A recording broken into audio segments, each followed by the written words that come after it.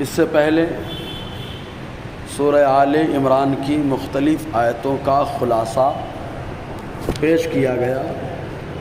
ابھی جس آیت کریمہ کا سلسلہ چل رہا تھا وہ یہ کہ اللہ تعالیٰ فرماتا ہے کہ کفار سے تم محبت کرتے ہو، یہ کفار تم سے محبت نہیں کرتے، اور بڑی تاکید کے ساتھ اللہ تعالیٰ نے فرمایا، پہلے فرمایا ہاں ہوشیار خبردار انتم، پھر اولائی۔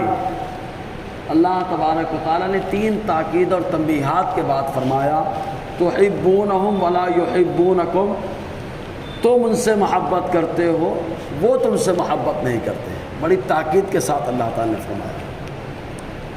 اس کے بعد اسی آیت کریمہ کا یہ حصہ ہے کہ اللہ تبارک و تعالیٰ ارشاد فرماتا ہے کہ ایمان والے جب کفار سے ملے یا منافقین سے ملے تو عام طور سے منافقین اور کفار تسلی دینے کے لیے کہہ دیتے ہاں تمہارے ساتھ ہیں۔ کفار جیسے یہود و نصارہ تھے، یہ تسلی دینے کے لیے مسلمانوں کو ساتھ کہتے ہیں ہم تمہارے ساتھ ہیں، یا منافقین یہ کہہ دیتے کہ ہم تمہارے ساتھ ہیں، یا یہ کہتے کہ ہم بھی ایمان رکھتے ہیں۔ یہود و نصارہ اس انداز میں کہتے کہ ہم بھی آسمانی دین ماننے والے ہیں، ہم بھی اللہ تعالیٰ کو مانتے ہیں، اور منافقین یہ کہتے کہ ہم بھی تمہاری طرح ایمان رکھتے ہیں۔ لیکن جب مسلمان ان کے پاس سے ہٹ جاتے تو یہ لوگ جو ہے مذاق اڑاتے اور افسوس کرتے کاش یہ آیت یہیں پر ان کا کام تمام کر دیتے۔ اس طریقے کی شرارت یہ لوگ کرتے، تو اسی تعلق سے اللہ تعالیٰ فرماتا ہے وَإِذَا لَقُوكُمْ قَالُوا آمَنَّا، اور جب وہ تم سے ملیں، تمہارے سامنے آ جائیں تو کہیں آمنا، ہم بھی ایمان لائے۔ آج بھی کفار منافقین اور مرتدین کی یہی شرارت ہے کہ ایمان والوں کے ساتھ ملتے ہیں تو کہتے ہیں ہم بھی تمہاری طرح، ہمارا بھی ایمان ہے، ہمارا بھائی ایمان دوسرے معنی ہی میں لے لیتے ہیں۔ ایمان کا مطلب یہ ہے کہ سچا، ہم بھی سچے اچھے ہیں۔ بے ایمان جو برا آدمی ہے، اور ان کو کیا معلوم کہ بے ایمان وہ ہوتا ہے جس کے پاس ایمان نہ ہو۔ تو اس طریقے سے غلط تعویل پیش کر کے مسلمانوں کو اپنے فیور میں کرنے کی کوشش کرتے ہیں۔ وَإِذَا خَلَوْا عَوُّوا عَلَيْكُمُ الْأَنَامِلَ مِنَ الْغَيْظِ، اور جب تنہائی میں ہو جائیں تو وہ غصے کی وجہ سے اپنے انگلیوں کے پور کاٹنے لگے۔ کچھ کر دیتے تو اچھا ہو جاتا، تباہی مچا دیتے تو یہ ہوتا۔ رب فرماتا ہے قل، کہہ دو محبوب، موتوا بغیظکم، تم لوگ اپنے غیظ و غضب کے ساتھ مر جاؤ۔ کفار کا یہی معاملہ رہا، یہود و نصارہ کا یہی معاملہ رہا، منافقین کا یہی معاملہ رہا، تو غیظ و غضب رکھتے رہے، اور وہ غضب اور غیظ ختم نہ ہوا، ساتھ میں قبر میں چلے گئے یا جلا دیے گئے، غیظ نے تباہ و برباد کر دیا۔ اللہ تعالیٰ فرماتا ہے جس حال میں ہو اس حال میں چلے جاؤ تم لوگ۔ اس کے بعد اللہ تعالیٰ فرماتا ہے ان اللہ علیم بذات الصدور، تم نہیں جانتے ان کے دلوں میں کیا ہے، بے شک اللہ تبارک و تعالیٰ دلوں کی باتیں جاننے والا ہے۔ اب مدعے کی بات، مسلمان پر کوئی مصیبت آتی تو منافقین مذاق اڑانے لگتے ہیں، اپنے آپ کو سچ بولتے ہیں یہ آئی مصیبت۔ جیسے غزوہ احد میں بظاہر شکست کا معاملہ آیا تو ان لوگوں نے مذاق اڑایا اگر تم لوگ سچے ہوتے شکست تو نہیں ملتی، اور وہ شکست کیوں ملی تھی ان کو کیا معلوم، شکست کی وجہ کیا تھی؟ وہ یہ تھا کہ معاملہ حضور صلی اللہ علیہ وسلم نے غزوہ احد کے موقع پر پہاڑی کا جو راستہ ہوتا ہے اس کو بولتے ہیں درہ، اس راستے پہ 50 صحابہ کرام جو تیر انداز تھے ان کا انتخاب فرمایا، اور فرمایا کچھ بھی ہو جائے ہٹنا نہیں، اور ان کا سردار حضرت عبداللہ ابن جبیر رضی اللہ تعالیٰ عنہ کو منتخب فرمایا۔ مقابلہ شروع ہوا، جب مقابلہ ہوا تو مسلمانوں نے ایسا مقابلہ کیا کہ کافروں کے پاؤں اکھڑ گئے، بھاگتے راستے نہیں ملتے تھے۔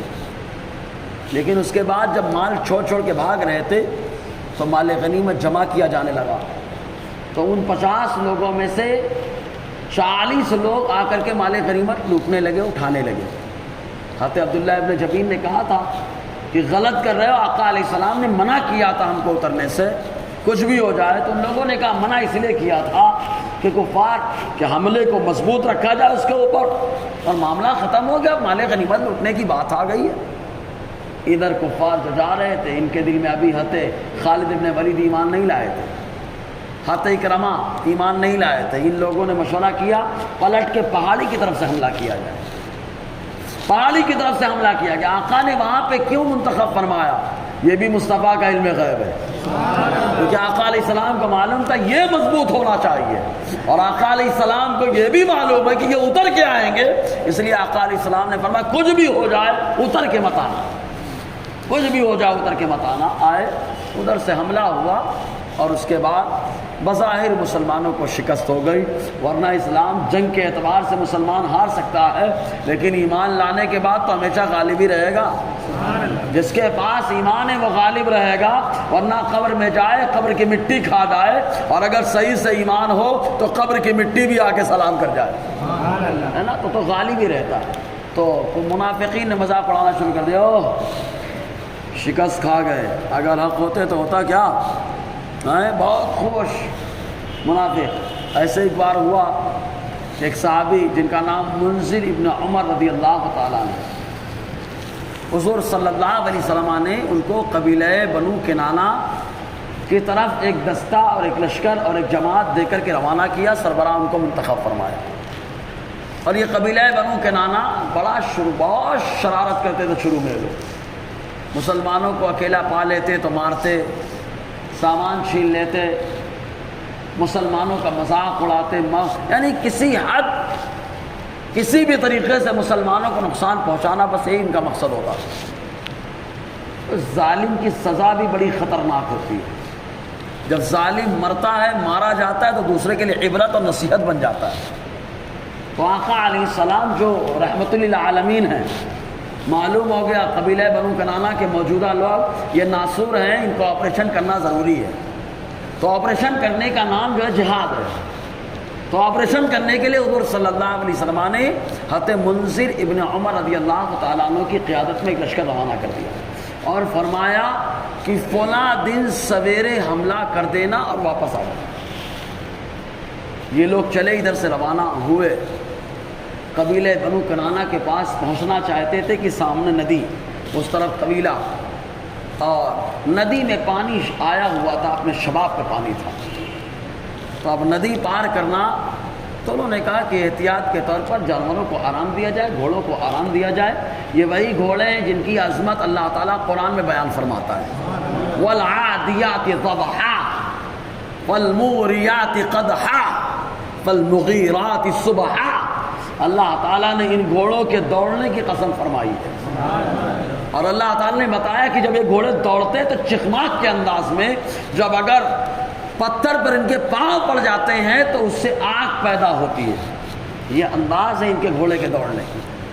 تو گھوڑوں کی تو شان ہے، لیکن صحابہ کرام بہرحال احتیاط کیے، رک گئے کہ پانی تھوڑا سے نارمل ہو جائے، کم ہو جائے، اس کے بعد ایک دن رکنے کے بعد دوسرے دن حملہ کریں گے۔ تو ایک دن رک کر کے دوسرے دن سویرے حملہ کر دیا، فالمغیرات صبحا، سویرے حملہ ہو گیا، نیست و نابود کیا، بہت ڈھیر مال غنیمت لے کر کے چل پڑے۔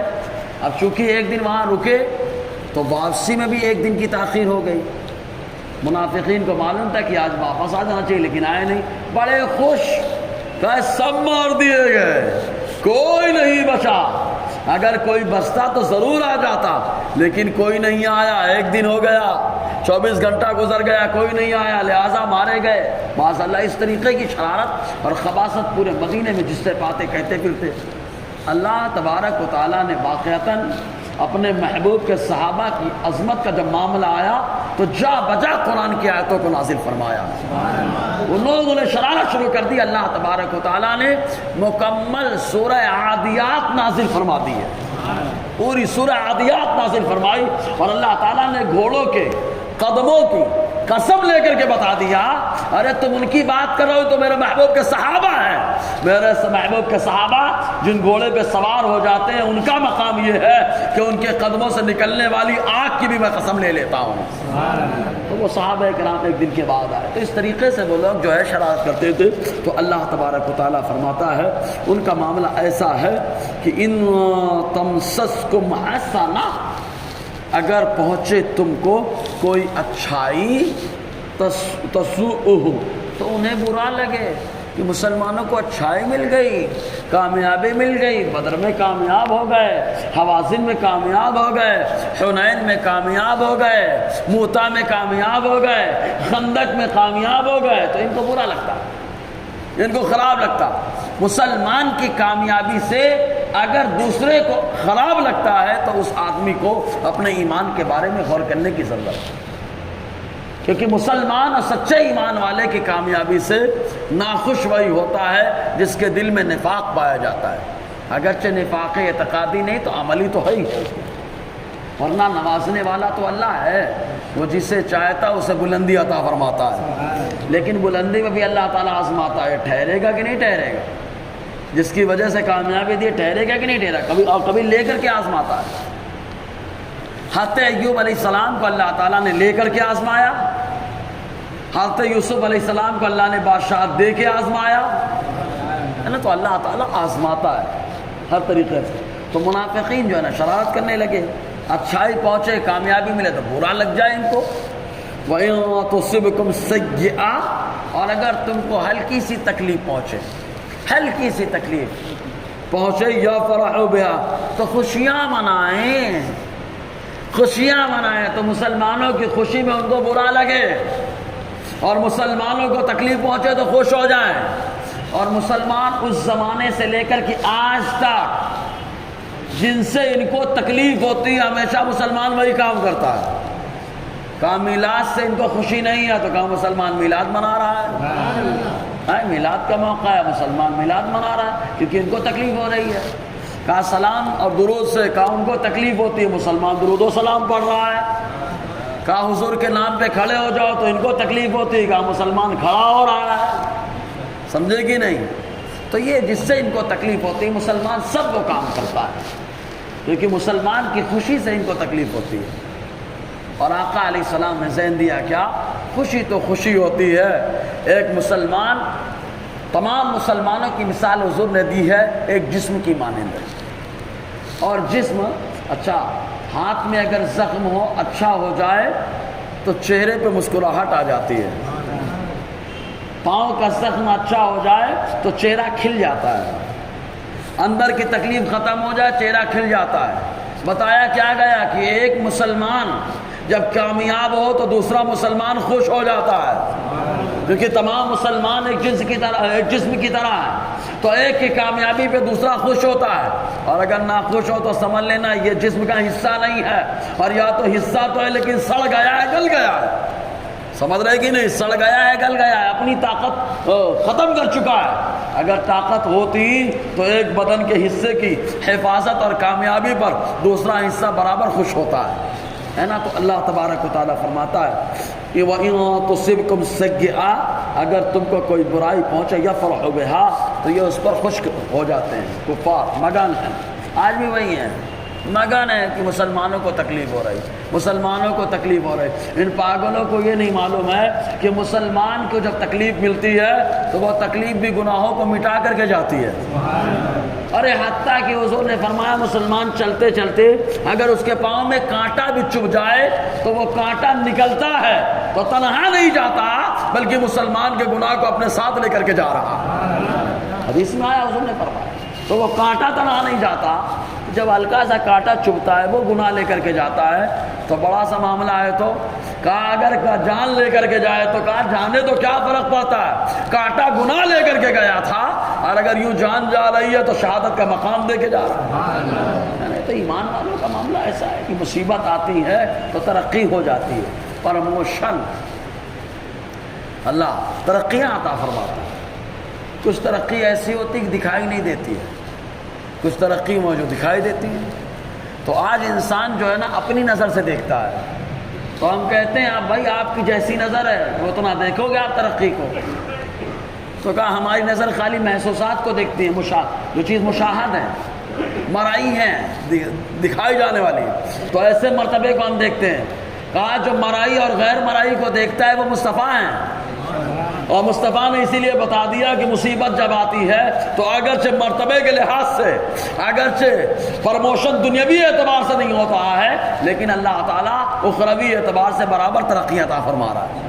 تو مسلمان تکلیف میں بھی ترقی پاتا ہے، اسی لیے تو حضور صلی اللہ علیہ وسلم نے فرمایا مسلمان کا عجب حال ہے، اگر نعمت ملے شکر کرے تو بہتر، مصیبت آئے صبر کر لے تو بہتر، یعنی دونوں حال میں، نعمت ملی پروموشن شکر کیا تو بہتر، مصیبت آئی صبر کیا تو بہتر، دونوں موقع بہتر ہوتے ہیں مسلمان کے لیے۔ جی اب اس سے بہتر اور کیا ہو سکتا ہے کہ اللہ تعالیٰ نے دونوں حالت میں ہم کو خوبیاں عطا فرمائی ہیں۔ جی لیکن اللہ تعالیٰ تعلیم دے رہا ہے کہ مصیبت آئے کوئی کتنا ورغلائے، کسی کے ورغلانے میں نہیں آنے، کیونکہ عام طور سے مصیبت کے موقع پہ ہی شیطان حملہ کرتا ہے۔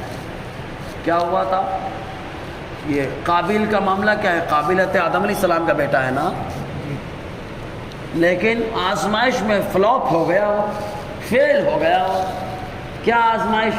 ابا نے کہا تھا قربانی پیش کر، دوسرے بھائی حابیل کی قربانی کو آگ نے کھا لیا، قابیل کی قربانی کو نہیں کھایا، اقلیمہ نکاح میں چلی گئی حابیل کے۔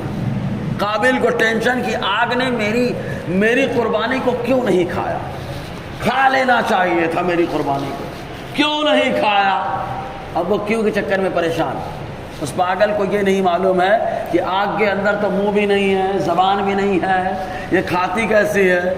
تو کہا حکم ربی سے کھاتی ہے، تو اللہ کا حکم وہاں کے کھانے کا تھا کھا لیا، تیرے کھانے کا نہیں تھا نہیں کھایا، تو برا نہیں، لیکن کیوں نہیں کھایا؟ ہوتا ہے نا کوئی لوگ پیڑا چھیلنے والے، مولانا ہماری چائے کیوں نہیں پیے، مولانا ہماری چائے کیوں نہیں پیے؟ کیوں تمہاری کمائی خراب ہے کیا؟ ٹینشن لے رہے؟ اچھی کمائی والا تو ٹینشن لیتا ہی نہیں ہے، ہمیشہ خراب کمائی والا ٹینشن لیتا ہے میری چائے کیوں نہیں پیے۔ سمجھ رہے کہ نہیں؟ مطلب خود تو لقمہ حرام کا کھا رہا ہے اور دوسرا حرام سے بچ رہا ہے تو ٹینشن لے رہا ہے، سمجھ رہے نا؟ پھر بعد میں حرام کا لقمہ کھلا کے دعا اپنے سے کرواتے، سمجھے؟ ہماری کامن بات کر رہا ہے، اللہ تعالیٰ ہم لوگوں کو سمجھنے کی توفیق عطا فرمائے۔ تو اس کے دماغ میں یہی بات بیٹھی کہ یار آگ نے میری قربانی کو کیوں نہیں کھایا، کیوں نہیں کھایا؟ ابلیس کو ملا موقع، مل گیا موقع، اور تنہائی میں کام کرنا شروع کر دیا۔ اور اس پاگل کو یہ نہیں سمجھا کہ ابا سے جا کے پوچھ لے، کیونکہ ابا تو اللہ کے نبی ہیں، اللہ کی بارگاہ کے محبوب جنت میں رہ کے آئے، اور جو جنت میں رہ کے آئے اس کی شان کیا، اس کا مقام کیا؟ حتیٰ کہ آدم علیہ السلام جنت میں رہ کے آئے، آپ کے بدن سے جنت کی خوشبو آئی، تو جن جن درختوں پہ وہ جنت کی خوشبو پہنچی، اللہ تعالیٰ نے اس کی پھول کو اور اس کے پھل کو اللہ تعالیٰ نے خوشبودار بنا دیا۔ جب درخت پر آپ کے بدن سے جنت کی خوشبو پہنچی، پھل خوشبودار اور جو ہے پھول خوشبودار ہو گیا، تو بیٹے کو تو بدرجہ اولا خوشبودار ہونا چاہیے تھا، جا کے پوچھ لینا چاہیے تھا ڈائریکٹ، لیکن نہیں۔ آج کے دور میں یہی چل رہا ہے، آدمی خیر خواہ سے نہیں پوچھتا ہے، ہمیشہ چنا کے جہاں پہ چاہنے والے سے پوچھتا ہے۔ جی تو گیا پوچھنے کے لیے، کہاں؟ قابل، ہاں ابلیس، ملاقات ہوئی، کہا وہ آگ تمہاری قربانی کو کیوں نہیں کھایا معلوم ہے؟ کہا کیا وجہ تھی؟ کہا وجہ یہ ہے کہ تمہارا بھائی حابیل آگ کی پوجا کرتا تھا۔ بولو معاذ اللہ۔ ڈائریکٹ، اچھا یہ بھی تحقیق نہیں کرنے گیا کہ میرے بھائی کے خلاف کان بھر رہا ہے، بھائی سے جا کے پوچھ لیتا۔ آج یہی ہو رہا ہے، کان بھر دو، بھائی زبردست کان بھر جاتے ہیں۔ ریچارج اتنا زبردست ہوتا ہے کہ وہ ڈسچارج ہوتا ہی نہیں ہے، ڈسچارج ہوتا ہی نہیں، اتنا زبردست ریچارج ہو جاتا ہے۔ ویسے جیسے ابلیس نے ریچارج کیا، چابی بھری قابل کی کہ کہا تمہارا بھائی آگ کی پوجا کرتا تھا۔ اس پاگل کو دھیان دینا چاہیے تھا، ڈائریکٹ پہنچ جانا چاہیے تھا، کیا ہو حابیل تم آگ کی پوجا کرتے تھے، معاملہ کلیئر ہو جاتا، شیطان منہ پیٹتا رہ جاتا۔ لیکن بھائی سے پوچھا نہیں، جیسے آج ہمارے یہاں لڑائی لگا کے نکل جاتے لوگ، ہم لوگ پوچھتے نہیں ایک دوسرے سے۔ تو کہا اچھا ایسی بات ہے تو میں بھی آگ کی پوجا کروں۔ تو سب سے پہلے زمین پر آگ کی پوجا کرنے والا قابیل ہے۔ کیوں؟ کیونکہ وہ پڑا تھا اس چکر میں کہ یار کیوں ہوا کیوں ہوا کیوں ہوا۔ کلیئر کر دیتا یہ اللہ کا حکم ہے، ہم کو کرنا ہے، سمجھ میں آئے چاہے نہ آئے، کیونکہ اللہ تعالیٰ کا حکم ہر آدمی کے سمجھ میں آئے ضروری نہیں ہوتا۔ ایک مثال میں اکثر دیتا ہوں، KG کا بچہ ہے، اس کو 10ویں کا سبق پڑھایا جائے، سمجھ میں آئے گا؟ بولیے بابا آئے گا؟ نہیں آئے گا نا، کیوں؟ اس کا دماغ KG کا ہے، بات 10ویں کی ہے، تو جس کا دماغ جتنا بڑا ہوگا اتنی بڑی بات آئے گی اس میں. سمجھ میں آیا؟ تو اللہ تبارک و تعالیٰ قادر مطلق ہے، اس کا فرمان ہر آدمی کے دماغ میں آئے ضروری نہیں ہے. جس کا دماغ جتنا بڑا ہوتا ہے وہ اتنی بڑی بات کو کیچ کر لیتا ہے. سمجھ میں آیا؟ حابیل کے دماغ کو اللہ نے محبت سے روشن کر رکھا تھا، ابا کی محبت دماغ میں تھی، اس لیے بات پڑاک سے دماغ میں آ گئی. اس کے دماغ میں کینہ بھرا تھا، دماغ بند تھا، نہیں سمجھ میں آئی بات. معلوم یہ ہوگا کہ دماغ اور دل اس وقت زیادہ مضبوطی سے کام کرتے ہیں جب اللہ کے محبوب بندوں کی محبت سے پر ہوا کرتے ہیں. اور کینہ محبت اور نفرت آ جائے تو دماغ کام کرنا بند کر دیتا ہے، بھسٹ ہو جاتا ہے. سمجھ میں آیا جی؟ تو اللہ تبارک و تعالیٰ فرماتا ہے کچھ بھی کرے لیکن تمہارا طریقہ کیا ہو. وَإِن تَصْبِرُوا وَتَتَّقُوا لَا يَضُرُّكُمْ كَيْدُهُمْ شَيْئًا. اللہ نے غضب کا فارمولہ دیا. یہ کتنے بھی منصوبے بنا لیں، مسلمان خالی دو چیزوں کو مضبوطی سے پکڑ لے، ان کی ساری چالیں فلاپ ہو جائیں گی. کہا کیا؟ اللہ تعالیٰ فرماتا ہے پہلی چیز ہے کہ تم صبر کرو، دوسری چیز یہ کہ تم متقی پرہیزگار ہو جاؤ. تم متقی پرہیزگار ہو جاؤ، ان کی کوئی چال تمہیں ذرہ برابر تکلیف نہیں پہنچائے گی. رب فرماتا ہے وَإِن تَصْبِرُوا، اور اگر تم صبر کرو. صبر کیا چیز ہے پہلے اس کو بھی سمجھو. اب تو صبر عجیب عجیب ہوتا ہے. سامنے والا آیا، ٹھوک دیا گاڑی، نقصان ہو گیا، دو چار گالیاں پہلے دے ڈالے، دینے کے بعد بولے جا اچھا میں نے صبر کر لیا. کائے کا صبر کیے؟ گالی تو دے ڈالے. ایسے ہی ہو رہا ہے آج کے دن میں، یہی صبر ہے. خوب ماں بہن تول لیے، اس کے بعد بولے جا میں نے صبر کر لیا. صبر یہ نہیں ہے. صبر کا لغوی معنی ہوتا ہے وہ الامساک، رکنا. اب اس کے تین درجے ہوتے ہیں. برائی سے رکنا، گالی دے دیے تو صبر ہوا کیا؟ آپ نے گالی دے دیا، برائی سے رکے نہیں، صبر کا. برائی سے رکنا. نمبر دو، آزمائش پر رکنا کہ ٹوٹ گیا، آزمائش کا وقت ہے، اب رک جائے، صبر کر لیں، اس پر جمے رہے. تو آزمائش پر رکنا، برائی سے رکنا، نعمت پر جمے رہنا، اللہ کی نعمت پر، رحمت پر جمے رہنا. تو اب اگر کوئی مصیبت آئے تو گالی نہیں دینا، برائی سے رکنا ہے. کوئی کافر چال چل رہا ہے تو گالی اس کو نہیں دینا. دوسری چیز وہ اللہ تعالیٰ کی طرف سے یہ آزمائش ہے، اس پہ جمے رہنا. اور اللہ تبارک و تعالیٰ اگر اس کے بعد نعمت دے، ترقی عطا فرمائے تو اس پر بھی جمے رہنا. یہ ہے صبر. دوسری چیز اللہ تعالیٰ فرماتا ہے وَتَتَّقُوا، اور پرہیزگاری اختیار کرو. اب پرہیزگاری میں تو اپنے یہاں ہنستا ہوں، بڑا میں بتایا نا کئی بار ہو چکا ہے. اپنے یہاں کا تقوی ہی الگ ہے، سمجھے نا. اب تو آدمی واجب چھوڑ کر کے تقوی اختیار کر رہا ہے نا. واجب چھوڑتا ہے اور تقوی، بولے بڑا متقی پرہیزگار ہے. نماز نہیں پڑھتا، بولے بڑا متقی پرہیزگار ہے. کس کو کہا جاتا ہے متقی؟ پہلے چار چیزیں ایسی ہیں جن سے بچنا فرض ہوتا ہے، اور تین چیزیں ایسی ہیں کہ ان پر عمل کرنے سے، مطلب بچنے سے، اللہ بلندی عطا فرماتا ہے. چار چیزیں: شرک، نمبر دو کفر، نمبر تین گناہ کبیرہ، نمبر چار گناہ صغیرہ. ان سے تو بچنا فرض ہے. ان سے بچ گئے تو اب جو ہے نا تقویٰ کچھ آ سکتا ہے. کہا تقویٰ لانے کے لیے کہا تین کام کرنے پڑیں گے. اور کہا کس سے؟ شبہات سے بچنا. شبہ ہو گیا حلال ہے کہ حرام ہے، کہا چھوڑ دے رے بابا. شبہ ہو گیا کہ نماز ہوئی کہ نہیں، کہا دوہرا لے. سمجھے کہ نہیں؟ شبہ ہو گیا کہ یار پاک ہے کہ نہ پاک ہے، کہا دھو لے. تو شبہات سے بچنا. سمجھ میں آیا؟ نمبر تین خواہشات سے بچنا. دل بول رہا ہے توڑ دے، کہا نہیں توڑنے کا، کچھ اور کھانے کا. جیسے حضور غوث پاک، ایک اچانک یاد آیا واقعہ. حضور غوث پاک ایک زمانے سے مرغے کا گوشت نہیں کھا رہے، نفس کو کنٹرول میں رکھنے کے لیے. ایک دن اچانک چھت سے اپنے اترے اور دل نے ارادہ کیا آج گوشت کھانا ہے. کھانے کے لیے پہنچے، اچانک خیال آیا، نفس کہتا ہے عبدالقادر میں نے اپنی بات منوا لی. حضور غوث پاک نے فرمایا میں اس وقت گوشت کھاؤں گا جب ایک پاؤں پہ کھڑے ہو کر قرآن مقدس مکمل کر لوں گا. سمجھے نا؟ تو نفس کنٹرول میں آ گیا. تو شبہات، خواہشات. آخری مرتبہ جو ہوتا ہے لغزشات، وہ مسائل نکالنے میں ہوتا ہے. لغزشات سے بچنا، یہ آخری اسٹیپ ہے. اور یہ اللہ تعالیٰ کے کرم سے بندہ بچتا ہے.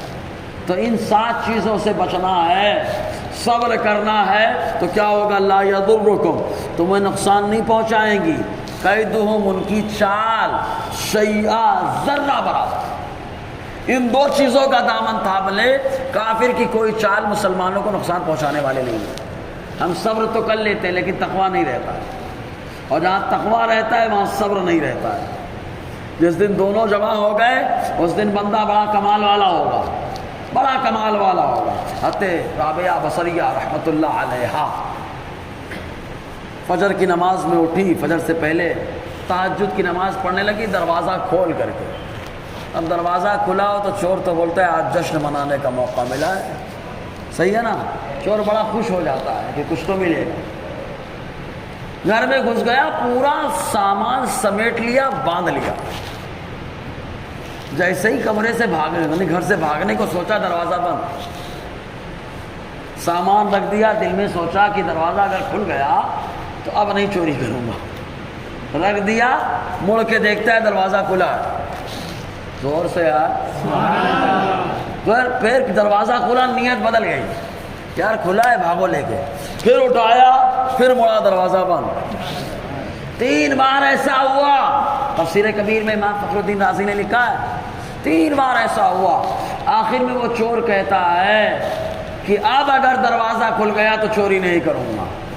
تیسری بار پھر دروازہ کھل گیا، پھر نیت بدل گئی، لے کے بھاگنے لگا، دروازہ بند۔ غیب سے آواز آتی ہے اور اس کو پیغام دیا جاتا ہے کہ جو بندہ میرا ہو جاتا ہے میں اس کے سامان کی حفاظت کرتا ہوں۔ تو رابعہ بصریہ رحمۃ اللہ علیہا اللہ والی ہو گئی تو اللہ تعالیٰ نے ان کے سامان کی حفاظت فرمائی ہے۔ معلوم یہ ہو کہ مسلمان اگر اللہ والا ہوگا، اللہ والا ہوگا تو کوئی کتنی بھی چالیں کرتا چلتا رہے، اللہ تعالیٰ اس کے اور اس کے سامان کی حفاظت فرمانے والا ہے۔ اسی کو اللہ تعالیٰ نے قرآن میں فرمایا، کیا اگر تم صبر کرو، تقوی اختیار کرو تو ان کی کوئی چال تمہیں نقصان نہیں پہنچائے گی، کوئی بھی چال نقصان نہیں پہنچائے۔ آج تو کروڑوں میں ہیں، اس ٹائم پہ تو خالی 313 تھے، لیکن وہ اللہ والے رہے، اللہ نے ان کی حفاظت فرمائی، ہے نا؟ پورے کافر ایک ہو گئے غزوہ خندق میں، اللہ نے حفاظت فرمائی۔ سمجھ میں آیا نا؟ تو جو بندہ اللہ والا ہوتا ہے اللہ اس کی اور اس کے سامان کی حفاظت فرماتا ہے۔ جی، جب سامان کی حفاظت فرماتا ہے تو نام تو بدرجہ والا ہو جاتا ہے نا، جی، نام کی فکر ہی نہیں کرنا۔ ان اللہ بما یعملون محیط، بے شک اللہ تعالیٰ ان کے اعمال کو گھیرے میں لیے ہوا ہے، کفار کے اعمال کو جو بھی کام کر رہے ہیں اللہ تعالیٰ نے گھیر رکھا ہے۔ بس اللہ تعالیٰ کے گھیرے سے کہاں بھاگ کے جا سکتے ہیں؟ بولتے نا ہمارے پالے میں ہے، ہمارے پالے میں، اور جب آدمی پالے میں ہوتا ہے تو اس کو پچھاڑ دیا جاتا ہے۔ یہ کافر کچھ بھی کرتے رہے، رب کے پالے میں ہے، رب کے پالے میں، جب رب چاہے اشارہ فرمائے عذاب آ جائے گا، سمجھ رہے نا؟ کافر ہمیشہ رب کے پالے میں رہتا ہے اور مسلمان اللہ تبارک و تعالیٰ کی نگہبانی میں رہتا ہے۔ بشرط یہ کہ مسلمان اللہ والا ہو جائے تو اللہ تعالیٰ خود بخود اس کے سامان کی حفاظت فرمانے والا ہے۔ انشاءاللہ اور آگے گفتگو